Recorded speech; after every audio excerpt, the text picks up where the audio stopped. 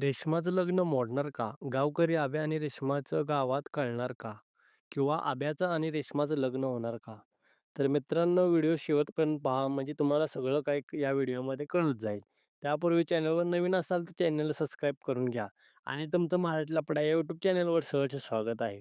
तर त्यापूर्वी मागील एपिसोडमध्ये काय झालं ते पाहूया. रेश्मा व पल्लवी आब्याबद्दल चर्चा करत होत्या. तितक्यात रेश्माच्या आई तेथे येते आणि रेश्माला म्हणते, "तुझं आता काय लय ऐकून घेतलं इथून पुढं. आता इथून पुढं तुझं लग्न करायचं." त्यावर ती नाही म्हणाली आणि रेश्माची आई रेश्माला हाताला धरून फरकटत घरी घेऊन आली.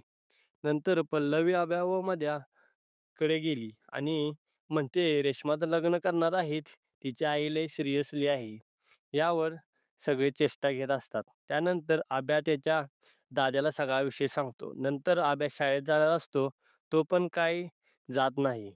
ते डायरेक्ट रेश्माच्या घरी जातात आणि रेश्माच्या आईला कन्व्हिन्स करतात. पण ती काही ऐकायला मागत नाही. तर सर्वजण तिला समजावण्याचा प्रयत्न करतात. पण असं काही होत नाही. शेवटी दाद्या तिथून निघून जातो. नंतर गावातील सर्व लोक रेश्माच्या लग्न मोडवण्याचा प्रयत्न करतात. तर पुढे काय होणार? तर पुढच्या एपिसोडमध्ये आपल्याला पाहुणे आलेले दिसणार आहेत. नंतर ते त्यांना आब्या व मध्ये भेटणार आहेत व ते काहीतरी रेश्माबद्दल अफवा सांगणार आणि लग्न मोडवणार आहेत.